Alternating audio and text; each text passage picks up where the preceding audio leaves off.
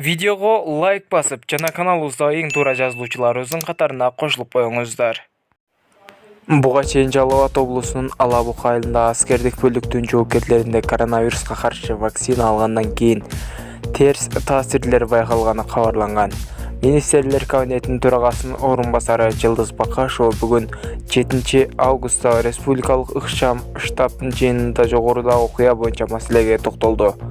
Министрлер кабинетинин төрагасынын орун басары Ала Букадагы AstraZeneca вакцинасын алгандан кийин абалы начарлап кеткен. Аскер кызматкерлерине тынчсыздануусун билдирди. Ал жагдайды иликтеп, терс таасирлердин келип чыгуу себептерин аныктап чыгууну тапшырды дешти мекемеден. Уран Сыдыгалиев бир айдан кийин элдин жашоосу дагы оорлоша баштайт. Экономика министри Акылбек Жапаров алдыдагы 4 айда кризис күч алып, жокчулук болорун кыйытууда. Пенсия жөлөк пулдарды төлөө кыйынчылыкка учурабайбы? Карапайым эл кантет? Соцфонддо казынада канча каражат бар экени ошол өкмөт адамдарына, экономика министрлигине маалым эмеспи? Баары салыктын түшүшүнө жараша болот. Белгилүү бир жагдайлар бар үчүн айтылып жатат го. Өкмөттүкүн билбейм, бирок элдин жашоосу оор эле болуп калды. Инфляция жүрүп жатат. Баягы алып жүргөн акчаларга азыр ал азык-түлүктү ала алышпайт.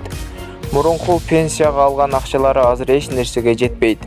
Карапайым элге кыйын болот. Мектеп курагында балдары 1,5 жылда үйдөн онлайн билим алышты. Бир айдан кийин мектептердин, окуу жайларынын сабактары башталса, жол кире көтөрүлсө, мындан да оочулук жаралат. Өзгөчө кырдаал убак үчүн ар кандай жолдорду сунушташууда. Элди кыйынчылыктан коргоо, караңгыда жол табуу өкмөттүн колунда. Кытайда Турсундай Салимовду адамдарды атып өлтүрөбү? Мурдагы бийликтин тушунда Мадина базарынын ээси экс-депутат Турсундай Салимов оор кылмыштарга шектелип камалып кетерине качып кутулган. Эми ушул эки буттуу жандык жаңы бийликтин келиши менен Кыргызстанда тайраңдап жүрөт.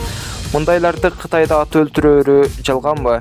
Эмне үчүн Турсундай Салимовдун кылмыш иштери дыккат тергелип, коомчулук астында ачыкталбайт? Же майлап койгонбу? Кече Атамбаевга кошомат кылган Жумалиевдин 200-дүүлүгү. Коррупцияга айыпталып $1 миллиард мамлекетке төлөп, абактан чыккан Кубанычбек Жумалиев шефи Аскар Акаев келгени бөжөңдөй чуркап кагаздарын ташып кыйла эле күйгүлтүккө түштү. Муну көргөндөр мурду менен күлүштү. Кече эле Кубанычбек Жумалиев түндүк-түштүк альтернативдүү жолуна Алмазбек Атамбаевдин атын ыйгарууну сунуштап, кошомат кылганын көргөндөр жерге түкүрүшкөн. Ким бийликте турса жагымпоздук кылып, оомат тайганда далысын салып кетчү адаты кайдан үйрөнгөн? Же тубаса талантыбы? Карганда жаманатты кепке калып, коомчулукка жек көрүнгөндөн өткөн азап барбы? Аңдап алгыла деп жазылат Арба Кечи сайты.